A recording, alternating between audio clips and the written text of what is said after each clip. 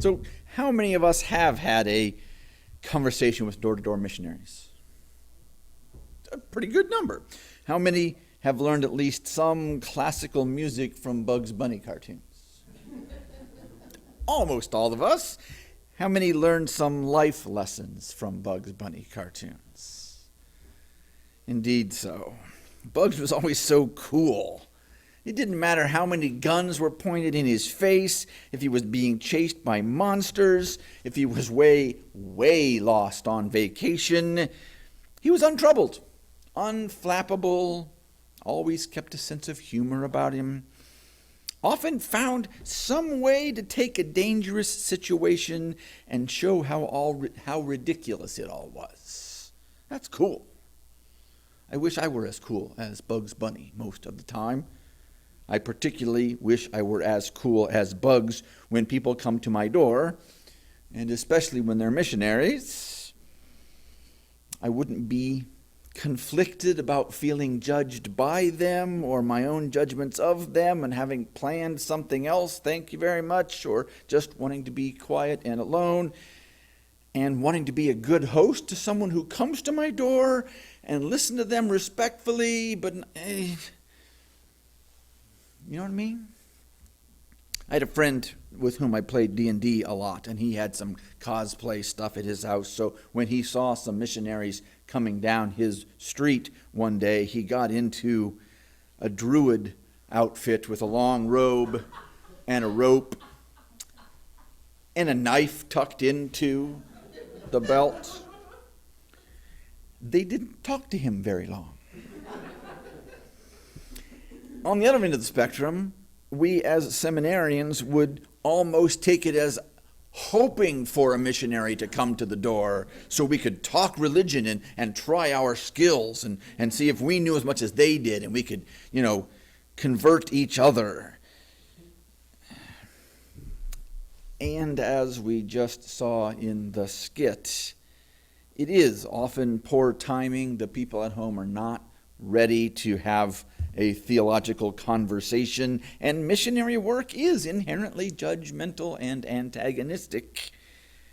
And the author of that tweet thread, or at least the character of me in that tweet thread, didn't see the missionaries as threats to his time or to his self-identity. He was not angry or frustrated by them or resentful of their demand on his time. His first words were concern about their well-being. He treated the missionaries as if they had inherent worth and dignity. To be honest, I have trouble embracing the inherent worth and dignity of a lot of people. Maybe some of us do too. I don't want to name any names, but I can imagine most of us could rattle off a list. Super rich people or poor people or both, or insurance companies, politicians on the wrong side of the aisle, people who resist learning about white supremacy culture, people who are way too woke and put it in your face, too Christian, too pagan, too atheist, not Christian or pagan or atheist enough. We can go on. I believe that treating other people as if they have inherent worth and dignity, which we talk about as if we believe, I believe that's a good practice. It is good for them and it's good for me. It helps me grow my own soul. I want to say and believe things like we heard in that enacted reading. I just wanted to reaffirm for you, you're valued by society for just being you. We are all enriched by each other. I can say that pretty often. And I do believe it frequently. And there are times when my ego or my resentment or my fears or my simple desires to do what I want to do in this particular moment get the better of me, and I lose track of the inherent worth and dignity of the person in front of me and think other things. And that's when I wish I were more like Bugs Bunny. Rarely stressed out, evidently not feeling fear or anxiety of any kind, seems to have time to engage with other people that he encounters. He's not late to work or to a family obligation or with chores. I think if I weren't afraid for my life or liberty or that of my friends and family, if I weren't afraid of losing my self-image, if I felt wholly worthy and confident and curious and calm at my core, I might be able to be more patient and more concerned for the people I come across.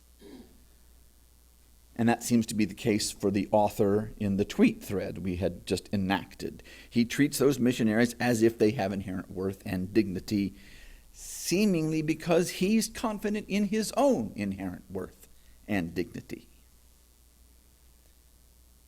In the antiphonal reading from Tandeyaka, we said, "Rage and pain in the faces that turn from me, afraid of their own inner worlds." And there's also the converse of that, the times when I turn away from others because I find fear in my own internal world. The times when I react from rage and or pain because my own inner world is insufficiently grounded in wholeness and worth and dignity. So a spiritual exercise to build that sense of inherent worth and dignity seems like a good plan. I do some of that myself. I do it in relationships with other people, with therapists, with my wife, with you lovely human beings. That's one of the reasons we come to church and join a congregational community, is to have the opportunities to do this work, to be supported in the work, and to be challenged in the work, to grow our souls. And one particularly great way to do this work is to do it in a covenant group. That's a group of 6, 8 people, maybe 10, getting to know each other, learning the differences and loving past them, because there are boundaries and covenants and rituals in the group that help create a safe place. We can get feedback from others. We learn compassion from ourselves at the same time. Covenant groups help us learn to say, at least internally, to say, I don't understand how or why you say those things, but I believe you have inherent worth and dignity, and I will keep loving you until you feel comfortable enough to confess your fears and maybe eventually let go of them. And as I'm doing that work, maybe I'm letting go of my own as well. It's a great spiritual exercise. I know that Lynn McDonald and Ben Tovar have led covenant groups recently here in the congregation, possibly using a different name. Others have participated in them in other congregations. I'm planning on starting a covenant group or 2 in the near future. Please contact me or Gail DeSommer if you are interested in participating in such a thing. And whether you join a covenant group or not, let us all engage in the spiritual practice of treating others and ourselves as if we all have inherent worth and dignity. So may we be. The bus ride down to Indianapolis yesterday was paid for through Faith in Indiana. But part of the money that Faith in Indiana gets comes from our congregation and other congregations. A lot of the good work that we do in this congregation comes because you, lovely human beings, support the congregation with your time, with your emotional energy, and with your cash money. Greatly grateful to anything you are able to do in that realm. If you're online, click the button and follow the link. If you're here in the sanctuary, there are baskets being passed. And we will sit in silence for a couple of minutes as we do this exercise in generosity. Thank you.